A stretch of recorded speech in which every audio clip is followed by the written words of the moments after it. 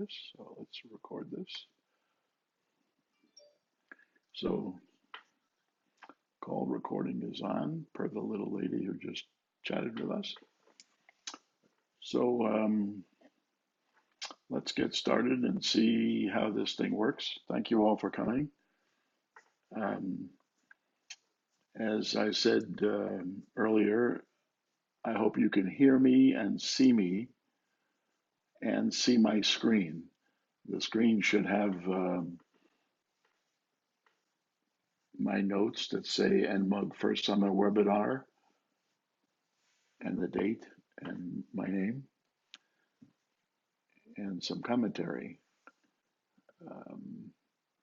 If you can all, anybody who can't see those three things, let me know, please.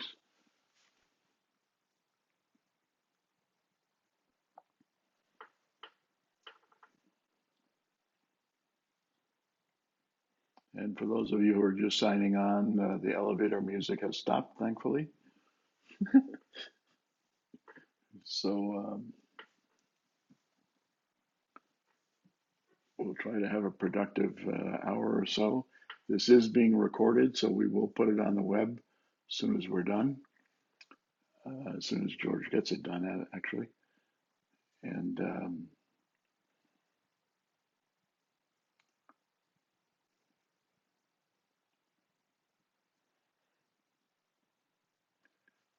the Eckhart, I don't know what that just was. Sorry, I clicked it without reading it.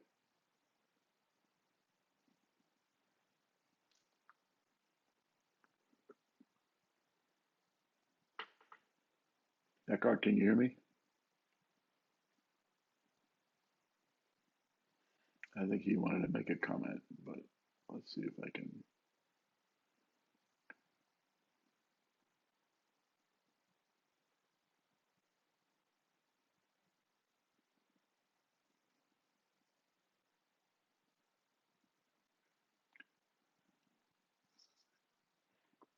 Yeah.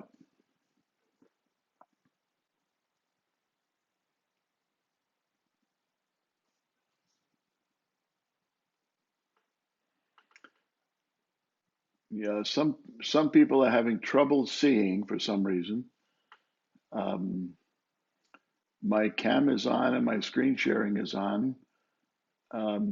Marcia had to download the app to make the video work. I'm not quite sure why that's true. So you may want to try that. Yeah, I have. Yeah, all three things are shared. The video is on and the screen sharing is on, the chat box is on, and we have 15 people and everybody can hear except for odd one or two. So let's go, we'll go on here and see what,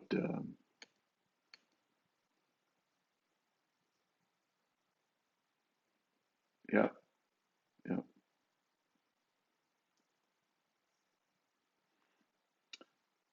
Yeah, you have to turn that on. There's a um,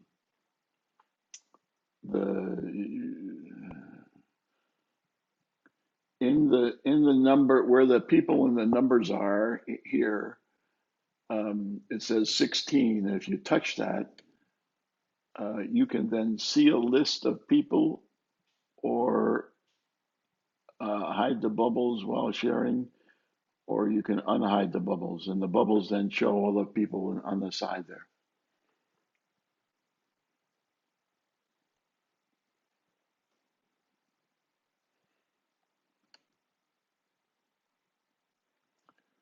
Okay, so let's go on with the presentation here. We still have some people coming in. Thank you very much again.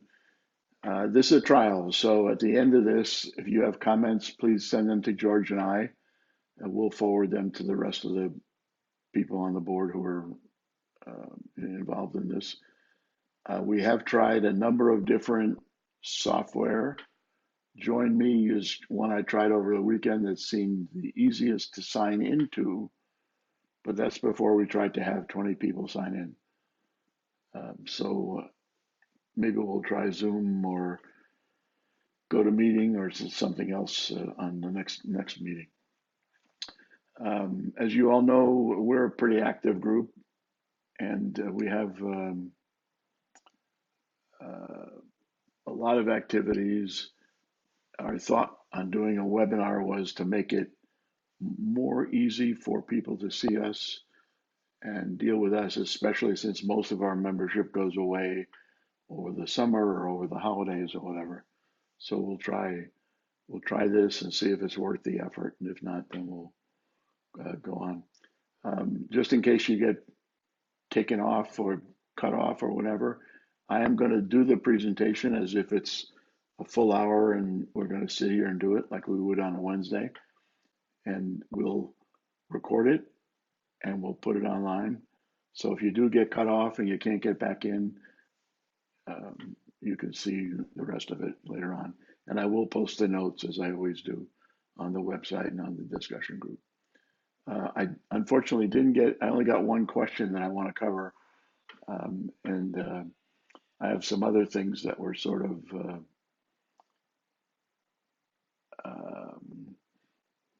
I have some other things that were interesting and worth covering.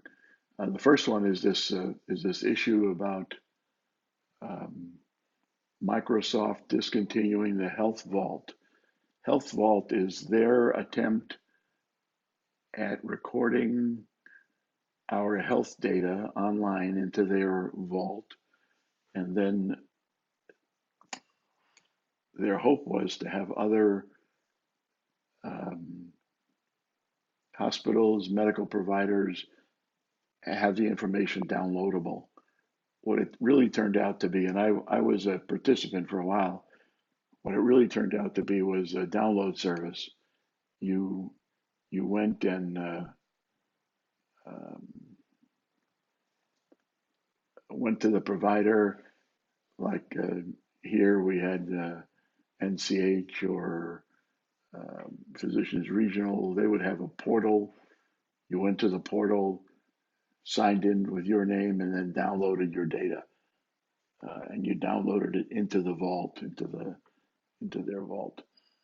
So they're discontinuing it as of November 20. The attachment is at the end of the notes here, down a bit, so you'll see the full details. What that means is you have to go download your information and find some other way to store it. What I have always done is store my health vault, store my health information online on my hard drive. But there are some other services that are letting us do that now, Apple being one. And if you use the Apple Health app, it's much more user friendly, as you would expect. And I don't know what that beeping noise is. Why am I getting a beeping? Anyway, the Health app is the answer. My recommendation would be to explore it. There's an excellent write-up that George posted. I'll just scroll down to it because it's right here. How to use the Apple Health app. And it's being substantially improved in the new operating systems. You'll see that the configurations are different. There's a lot more analytical work, a lot more